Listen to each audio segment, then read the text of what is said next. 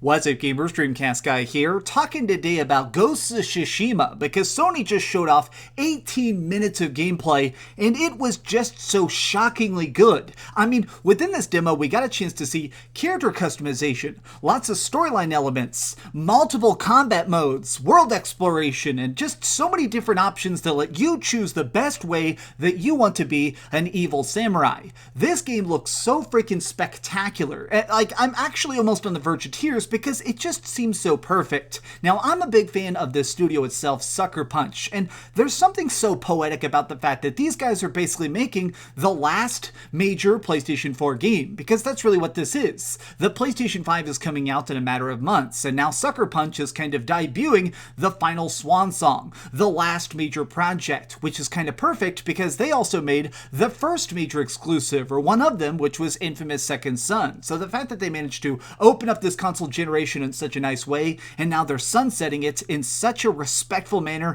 I am absolutely on board with it. But now, let's talk in detail about what was most impressive about this 18-minute display. Now, the first thing that I feel like is so essentially important, this was actual gameplay. This wasn't a simulation, this wasn't a tech demo, this was a person very obviously holding a controller at the game studio and playing it. And you could tell because he would make little mistakes. Whoever was playing it, at times they jerked the stick a little bit too much during combat, or miss a parry, or at times you could just see when they were trying to ride around on their horse, it was not a smooth camera angle. This was a real person and not like a robot. It was not simulated gameplay. This is actual raw freaking combat, and I love that about it. And I'm also a little bit taken aback. I feel like the finalized version of Ghost is a little bit different from the early teasers. The first trailers and stuff were fun, but I feel like those kind of conveyed that this was going to be a standard samurai experience. One man with a blade trying to get his vengeance across a bloody trail in feudal Japan. When this feels like something it's much more akin to, I don't know, this feels so much more visceral. It feels so much more brutal. It feels so much personal in the combat, and maybe it's because of the storyline itself. So we now know that we're going to be playing as a man named Jin. He has just one major objective, which is to try and wipe out the entire mongrel army. Basically, the thousands of people that have invaded his homeland, he is going to hunt them down and kill them one by one. And you can definitely tell that because in this demo, there were multiple occasions where someone begged for their life, where a mongrel just throws down their weapon and says, "Please spare me," and Jin stabs them through the heart. I mean, this dude just does not care.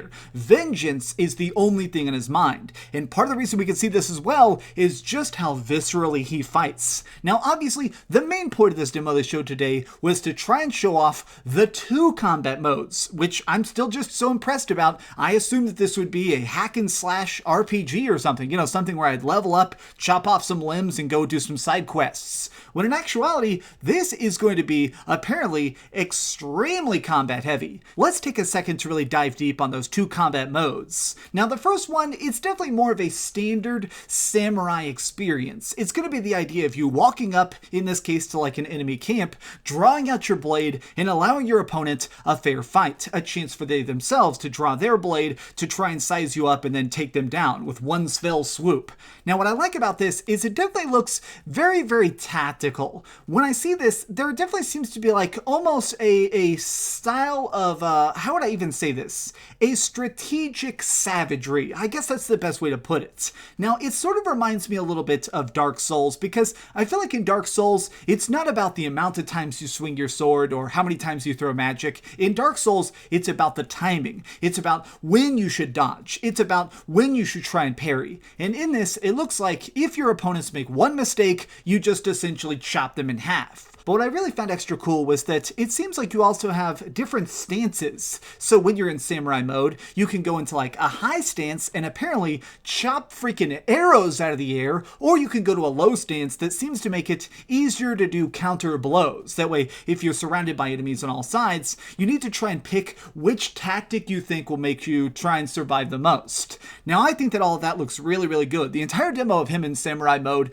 just looks so freaking clean. I think that I'm predominantly definitely going to be playing in samurai mode, just because it looks like it's going to be more of my style personally. But after they showed off a lot of samurai mode, they revealed Ghost, which is kind of awesome, because if you ever actually read anything about Japanese history, the samurai and the ninjas, they weren't exactly friends. In fact, being a person who goes out at night and kills targets, a shadowy assassin, was extremely frowned upon. The assassins, like ninja, were very, very dishonorable. It was considered like a dark act. And so they straight up even say in this demo that if you want to be evil, you go and take on the cover of darkness and become the ghost. The ghost himself, the Ghost of Tsushima. And oh my gosh, this basically lets you sneak around in bases because they did the same mission twice. You're able to tactically drop targets before they even know you're there. You're able to do things like, one of the things that was cool is it showed him using deception tactics, allowing you to like throw rocks or firecrackers or maybe throw a smoke bomb, all to try and disorient and confuse your opponents. Now, this does bring me to something that I think is extra important, which is that they showed a lot about armor, about customization, about choosing the gear you're wearing, which also enables your different fighting styles. Now, when we saw him as a samurai, he was wearing a huge suit of armor. I mean, it's pretty clear that he was made to actually take some hits. This is when he could actually counter blow. This is when he can be struck and actually survive. Whereas when he was the ghost, it seems like this is going to be the mode where you probably can't be hit. I mean, you could probably take maybe one strike before you fall over dead. And I think that's going to be the tactic. That's going to be the yin and the yang, is do you want to be the completely offensive but also invisible style, or do you want to try and go in there with a full suit of armor, fully prepped, stacked up and ready to go to try and fight everybody off one by one? All of this looks so freaking good. I mean, I'll just be honest, after I watched this trailer, I mean, I want to play this game right now so freaking badly. Before I even go into this last stuff, I just want to say, I want to play this game. I have a personal rule. I don't buy collector's editions anymore. I just have a thing now where I just have such a big video game collection, I can't afford to put any collector's editions up. Even I'm a huge fan of Final Fantasy VII. I'm obsessed with Final Fantasy VII. I purposely did not buy the collector's edition of that just because there's not room for it.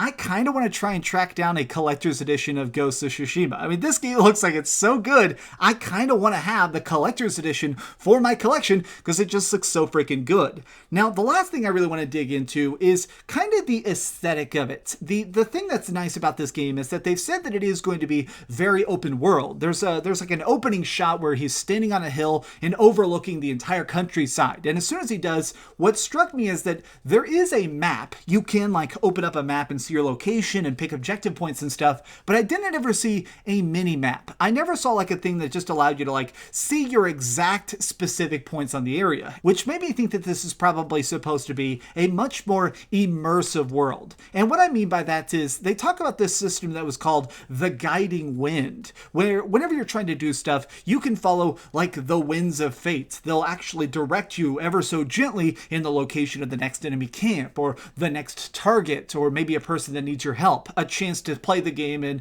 a way that kind of progresses the story. But they also said that there would be times where you wouldn't have a hint, where you would just have to stand, overlook a huge mountain and see like a burning village off in the distance, or just try and see like a wounded animal out in the woods and go, is this the correct option? It seems like this project, more than anything, it just kind of trusts the gamers. It kind of just says, all right, we're going to step back. We know you're going to spend some time collecting bamboo. You're going to be picking flowers. You can dye your armor, but eventually you are going to want to seek vengeance. It seems so hands-off. It seems like such a great chance to just explore feudal Japan, do missions again and again, level up and unlock new abilities. The level of customization, both in combat and out of combat, is kind of staggering, and I'm definitely very, very, very excited for this project. The fact that this is coming up in like 2 months is so freaking thrilling, and I'm definitely going to be picking it up. This is so great. Honestly, I just want to say a giant tip of the hat to Sony. This was the exact right way to advertise this game. I feel like another cinematographic trailer, another chance of saying like, along the winds of fate. Like, nobody wants to see that. People are so burned out on CGI trailers. People are so exhausted by the idea of another just 12-minute cutscene. The fact that you just did 18 minutes of hacking and slashing and leveling and some really sweet vengeance, I mean, I'm definitely on board for it. This looks like a game that could win Game of the Year. I hate to say that so early in here. I mean, obviously, it's not even the end of May, but I think, boys, this might be it. I mean, in the final running now, we probably have, like, Cyberpunk, which is still going to be magnificent. We got Final Fantasy VII already, and now we've got Ghosts. Are you ready? I am. Thanks so much for watching, gamers. If you enjoyed this video, please give it a thumbs up, share with your friends, and subscribe if you haven't already. But do me the biggest favor of all and keep dreaming. I apologize if I look sweaty. It is so hot in Texas, and I have to turn this spotlight on when I film. It's literally like 40, oh god, I can't even, 140, you know, it's temperature. I'm on the sun, I'm melting. Thanks so much for watching that video. If you want to see something else, you can always click this link to see what I put up last, or, you know, subscribe and see what's coming up next. Also, I promise that whatever I do, it'll try not to suck.